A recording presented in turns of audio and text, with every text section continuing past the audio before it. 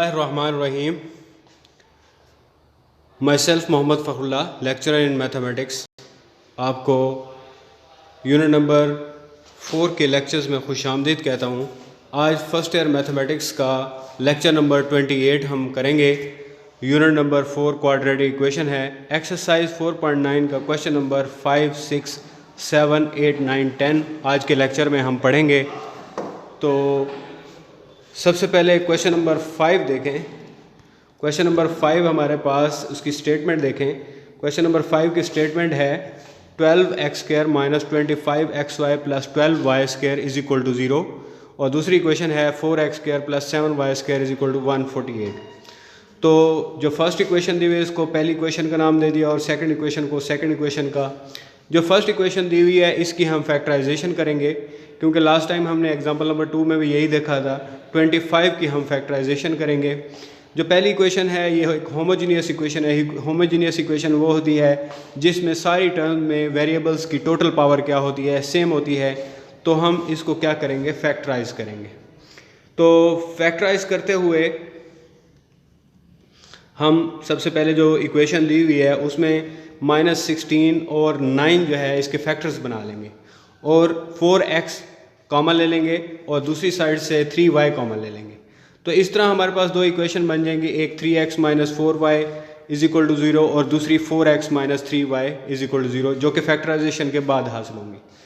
अब हमें ये सिस्टम ऑफ इक्वेशन चूँकि सॉल्व करना है, और सिस्टम ऑफ इक्वेशन इस तरह बन चुका है कि जो हमारे पास दूसरी इक्वेशन थी यानी 4x नॉन होमोजीनियस जिसको कहते हैं, 4x² plus 7y² is equal to 184, जो दूसरी इक्वेशन थी, और इसके साथ हमने फर्स्ट इक्वेशन ज्वाइन कर दी। इसी तरह उस दूसरी इक्वेशन के साथ सेकंड इक्वेशन यानी 4x minus 3y is equal to 0, जो दो इक्वेशन हमने डिटरमाइन किए वो इसके साथ सेट कर ली। तो इसी इक्वेशन में से जो 3x जो लीनियर इक्वेशन है 3x minus 4y is equal to 0, इसमें से x की वैल्यू निकाली और इस x की वैल्यू को उसके ऊपर वाली इक्वेशन में पुट कर दिया x की जगह पर। x की जगह पर पुट करने के बाद जो है हमने इसका स्क्वायर खोला 16/9y²। उसके बाद जो है हमने सारी इक्वेशन को 9 से मल्टीप्लाई कर दिया, और 9 से मल्टीप्लाई करने के बाद y² की वैल्यू आ गई, और दोनों तरफ स्क्वायर रूट लिया तो y की वैल्यू आ गई। और y की वैल्यू को हमने इस तरह लिखा कि उसमें 36 मल्टीप्लाइड बाय 37 कर दिया, 36 का स्क्वायर रूट से बाहर निकाल दिया, और ये हमारे पास वैल्यू आ गई। तो ये हमारे पास y की वैल्यू है। y की वैल्यू को जब x वाली इक्वेशन में पुट किया तो हमारे पास x की वैल्यू आ गई। तो इस तरह, और y की पहले पॉजिटिव वैल्यू और फिर नेगेटिव वैल्यू पुट की, x की भी एक पहले पॉजिटिव और फिर नेगेटिव वैल्यूज आ गई।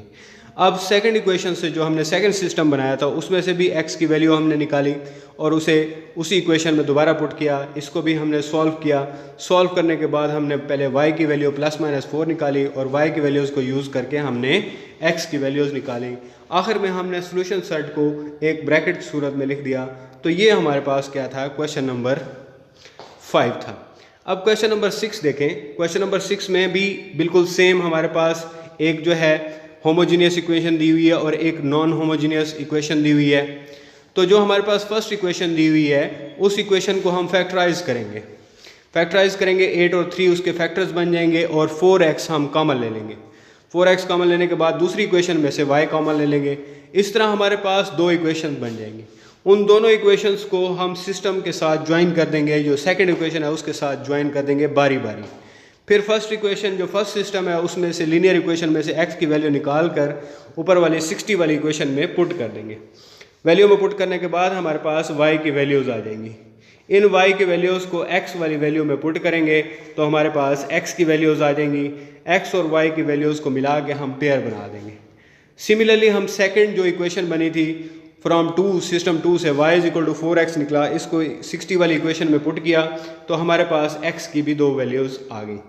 ये जो x की दो वैल्यूज़ हैं इनको y वाली इक्वेशन में y is equal to 4x में पुट करेंगे तो हमारे पास जो है y की भी दो वैल्यूज़ आ जाएंगी। इन सारे सॉल्यूशंस को एक ही सॉल्यूशन सेट में लिख देंगे तो ये हमारे पास क्या बन जाएगा, सॉल्यूशन सेट बन जाएगा। उसके बाद क्वेश्चन नंबर 7 देखें।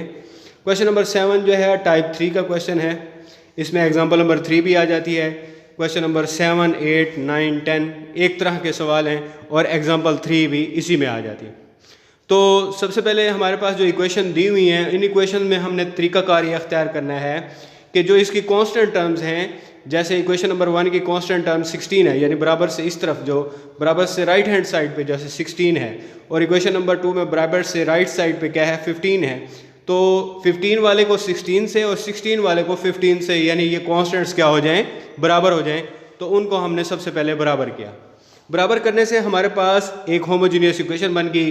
फिर हमने इसको क्या किया, फैक्टराइज किया। फैक्टराइज करने के बाद हमने दो इक्वेशन बना दी, और उसी तरह सेम जैसे हमने टाइप 2 में दो सिस्टम्स बनाए थे वैसे ही हमने सिस्टम्स बना दिए। पहली इक्वेशन में से जो फर्स्ट सिस्टम बनाया उसमें से x की वैल्यू निकाल के 15 वाली इक्वेशन में पुट कर दिया, y की वैल्यूज़ आ गई, फिर y की वैल्यूज़ को बारी बारी x वाली वैल्यूज़ में पुट किया, तो इस तरह x की भी वैल्यूज़ आ गई। तो ये हमारे पास फर्स्ट सिस्टम। सेकंड सिस्टम में से भी हमने x की वैल्यू निकाली और फिर उससे y की वैल्यूज़ निकाली, और उन y की वैल्यूज़ को निकाल के हमने इसको सोल्यूशन किया। ये हमारे पास क्वेश्चन नंबर 7 के, और इसके बकिया सोल्यूशन जो है इसको सोल्यूशन सेट की मदद से हमने इसको लिख दिया। 5 3 -5 -3 3 आयोटा 5 आयोटा, ये इसका सोल्यूशन बन जाएगा। तो क्वेश्चन नंबर 7 की तरह क्वेश्चन नंबर 8 भी इसी तरह है।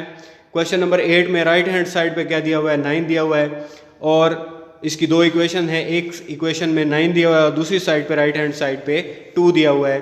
तो 2 वाली को 9 से और 9 वाली को 2 से मल्टीप्लाई कर दिया। मल्टीप्लाई करने के बाद जो इक्वेशन हासिल हुई वो एक होमोजीनियस इक्वेशन थी, उसको फैक्टराइज किया, वहाँ से दो इक्वेशंस आ गई। उन दोनों इक्वेशंस को जो हमने शुरू में इक्वेशन नंबर 1 लिखी थी उनके साथ मिला के सिस्टम बना दिया। तो सबसे पहले सिस्टम में पहली इक्वेशन में से x की वैल्यू निकाली 9/7y, उस इक्वेशन को जो है हमने 2 में पुट कर दिया। 2 में पुट करने के बाद हमने y की वैल्यूज़ निकाल दी। ये जो y की वैल्यूज़ निकाले, इससे हमारे पास सोल्यूशन आ गया। इसी तरह दूसरी इक्वेशन में से जब हमने सॉल्व किया तो उससे इम्पॉसिबल सोल्यूशन आ गया, नो सोल्यूशन। तो हमारे पास यहाँ पे दो ही सोल्यूशन सेट निकले हैं, और ये सोल्यूशन सेट लिखते हुए आपने ये ख्याल रखना है कि पहली वैल्यू x की होती है और दूसरी वैल्यू y की होती है।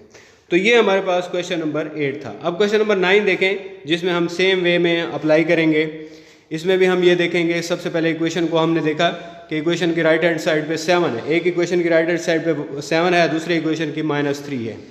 तो हमने क्या करना है, कॉन्स्टेंट्स को ख़त्म करना है, यानी उसको 0 करना है, इससे होमोजीनियस इक्वेशन बन जाएगी। उसको फिर फैक्टराइज करेंगे, वहाँ से x और y की वैल्यू निकालेंगे। x और y की वैल्यू को निकाल के हम जो है सेकंड इक्वेशन में पुट करेंगे, वहाँ से y की वैल्यूज़ आ जाएंगी। उन y की वैल्यूज़ को x की वैल्यूज़ में पुट कर देंगे। इनमें से एक सोल्यूशन जो है वो इम्पॉसिबल हो रहा है, तो ये हमारे पास सोल्यूशन सेट आ जाएगा क्वेश्चन नंबर 9 का। क्वेश्चन नंबर 10 में भी यही तरीका हमने अप्लाई करना है। क्वेश्चन नंबर 10 में हमारे पास दो इक्वेशंस दी हुई हैं।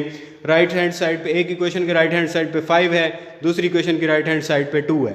तो 2 वाली को 5 से और 5 वाली को 2 से मल्टीप्लाई कर देंगे। मल्टीप्लाई करने के बाद 10 और 10 सेम आ जाएगा, फिर इन इक्वेशन को सब्ट्रैक्ट कर देंगे, यानी हमने कांस्टेंट को 0 करना है। इससे हमारे पास होमोजीनियस इक्वेशन बन जाएगी। होमोजीनियस इक्वेशन की फैक्टराइजेशन करेंगे, जैसे 5xy है तो 4 और 1 इसके पेयर्स बना लेंगे। पहली इक्वेशन में से 2x कॉमन ले लेंगे, दूसरी इक्वेशन में से y कॉमन ले लेंगे। इन पेयरिंग को यहाँ से दो इक्वेशन बन जाएंगी। अब इन दो सिस्टम्स को हम हल करेंगे। पहली सिस्टम में से x की वैल्यू निकालेंगे 2y और ऊपर वाली इक्वेशन में पुट कर देंगे, इससे y की वैल्यू आ जाएगी। इन y की वैल्यू +-1 y की वैल्यू आएगी। इन y की वैल्यूज़ को जो है हम x वाली इक्वेशन में पुट कर देंगे, तो x की वैल्यूज़ आ जाएंगी। क्वेश्चन नंबर 2 में से y = 2x निकला, उसे x y = 2 में पुट किया तो हमारे पास वैल्यूज़ आई। आखिर में हमने इसको सोल्यूशन सेट में लिखा। तो ये हमारे पास जो है क्वेश्चन नंबर 10 था। आज के लेक्चर में हमने